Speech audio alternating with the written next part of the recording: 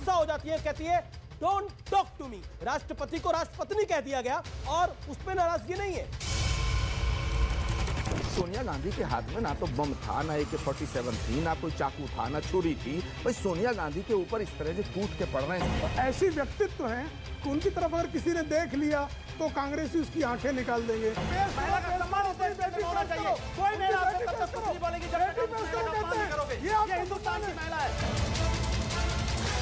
मुफ्त की सियासत बनेगी आफत। पूरी दिल्ली के अंदर फ्री वाईफाई, 24 घंटे बिजली। रेवड़ी कल्चर को देश की राजनीति से हटाना है। रेवड़ी कल्चर वाले कभी आपके लिए नए एक्सप्रेसवे नहीं बनाएंगे।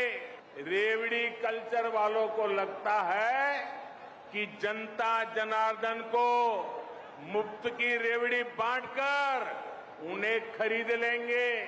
देखो, जो फ्री की रेवड़ी जनता में बांटी जाए उसको प्रसाद कहते हैं। 300 यूनिट घरेलू बिजली फ्री होगी। अभी नई नई सरकार 3 महीने भी नहीं हुए, लोगों की बिजली फ्री।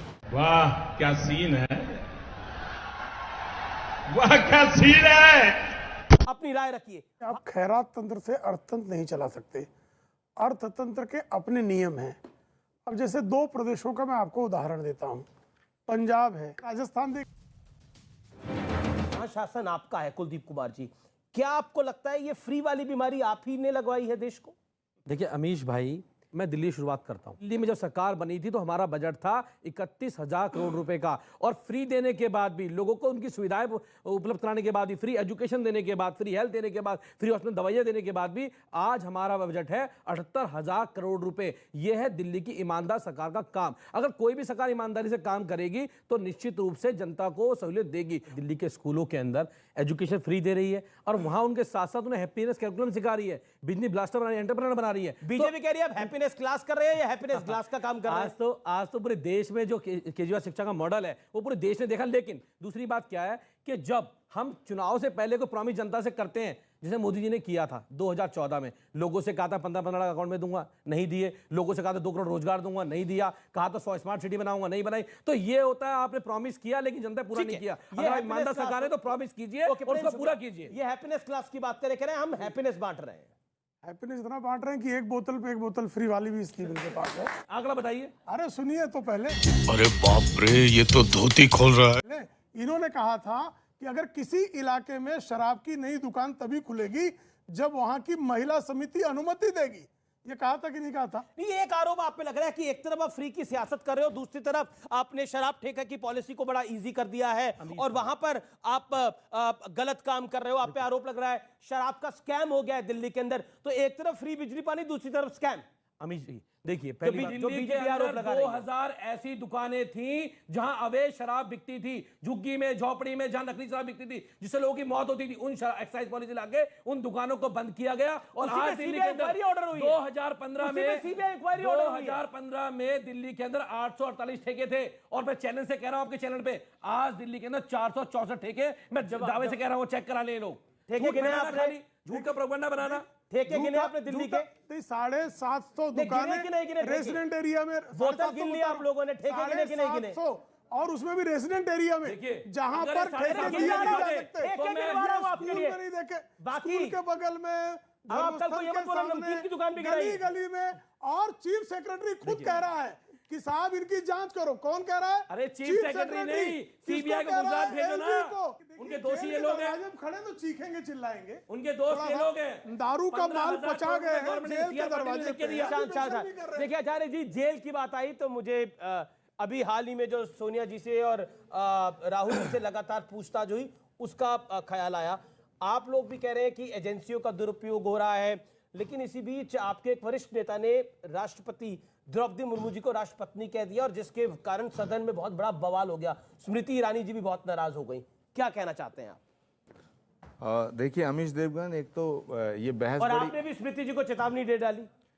बहस बहुत अच्छी शुरू की थी आपने कि फ्री में क्या मिल रहा है, क्या मिलना चाहिए ना मिलना चाहिए, और बहस जो है शराब के ठेकों पे आकर के लड़ाई और महाभारत के युद्ध में तब्दील हो गई। और ये बात बिल्कुल ठीक है, ये बात बिल्कुल